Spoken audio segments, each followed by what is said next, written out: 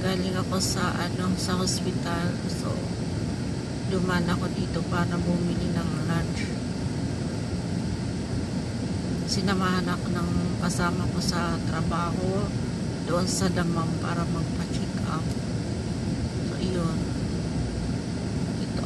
Dito ako sa highway. Iyan, highway na yung papuntang Akrabia, Damam. Dito na ako sa Alcobar.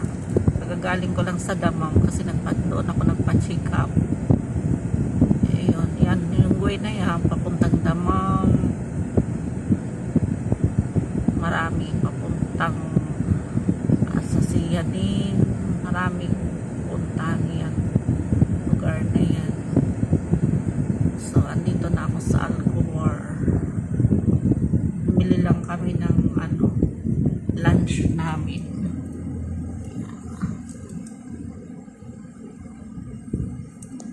Hi guys. Magkapag-vlog man lang ako kahit saglit lang. Kamusta na kayo? Pasensya na, ngayon lang na naman ako mag-vlog. Ngayon na naman ako mag-video. Kalabas ang lola nyo. Kaya ito.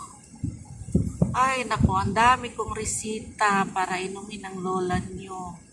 Kasi nga mataas ang kolesterol ng lola nyo. Tapos yung uric acid ko rin, mataas din. Tapos, kaya yun, marami kong iinumin na naman ng gamot. Gumabuti naman, okay naman yung kidney ko. Tapos creatinine ko, di naman gaanong mataas, tama lang. Yung aking cholesterol lang ang mataas at saka sa urine ko, meron akong sa infection ako sa urine ko. Kaya yun ang kailangan magamot ko at saka cholesterol. Yun lang. Tapos, mataas ang aking BP. Yun lang. Kailangan kong i-maintain yun lang aking mga maging mababa lahat yan. So, kailangan ko mag-reduce. Kailangan ko ng mga vitamins. Pero binigyan ako ni doktora ng vitamin D. Binigyan ako. So, ipapakita ko sa inyo mamaya ng aking mga gamot kung anong mga ititik ko. Ay sus, ngayon lang ako makakaranas na mag-tik ng mga gamot ang lola nyo. Takot ako mag-inom ng mga gamot. So, sa edad kong 60 ang lola nyo, ngayon lang makakaranas mag-inom ng gamot. Alam mo naman, takot ang lola nyo mag-iinom ng gamot. Kahit nga yung vitamins ko nagtitik ako ng mga vitamins dati. Natigil ko kasi nakakalimutan ko mag-tik ng vitamins. Tamad na tamad ang lola nyo mag-tik ng mga gamot Kaya yun. Noon din nagpa-check up ako. Yan din ang findings sa akin, mataas ng cholesterol ko. Bigyan ako ng gamot. Ay, natapos lang yun. Sabi noon ng doktora, bumalik ako. Pero hindi na ako nakabalik. Kasi wala naman akong nararamdaman. Yung pala, kailangan mo yun, i-monitor pa nila na gano'n. Aking mga findings na gano'n. Ngayon na naman, umulit na naman ang lola sa iba na namang hospital. So, naramdaman ko na naman ang sakit ng likod ko. Kaya, ang lola nyo, nagpa-check up na naman. Kung saka lang nakakaramdam, saka magpa-check up. So, halos hindi ako makalakad. Kaya pumunta ako ng salon, hindi na ako trabaho ng maayos kasi sumasakit mismo ang likod ko.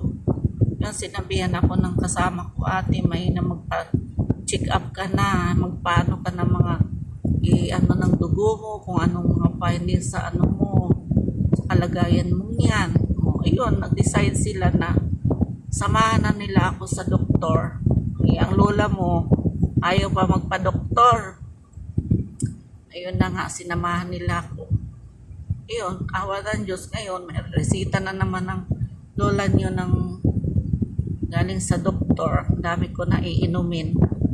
Nag-multiply na ang iinumin ko kaysa noon na dadalawa lang, hindi ko na i-continue. Hindi ako noon nakabalik ulit ng doktor. So ngayon, nagka-doble-doble tuloy. So, dapat talaga pangalagaan ang katawan natin kung ganun merong nararamdaman noong pa man. Kaya, huwag lang ipagpabaya. Kailangan pangalagaan talaga ang sarili natin kung ganun. So, salamat Karin, Bunso, na sinamahan niyo ako doon sa check-up ko. Kayo nag-decide na magpagamot na ako. Kayo nag-decide na magpa-check up ako. Salamat sa inyo. Salamat sa lahat. Napakabuti nyo talaga. Kaya, nasa itaas sa inyo ang susukli. Mas higit pa sa kabutihan.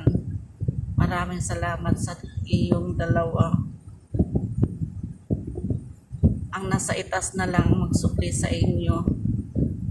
Maraming salamat. Nako, kaya ito. Sana nga okay na ako. Pero sabi ng doktor, after finish ko daw na mainom ang mga gamot ko, balik daw ako ulit ng after 3 months para ma-monitor nila ulit kung naging okay na ang aking pagtitik ng mga gamot. Okay. Okay, bye. Salamat. See you next video ulit.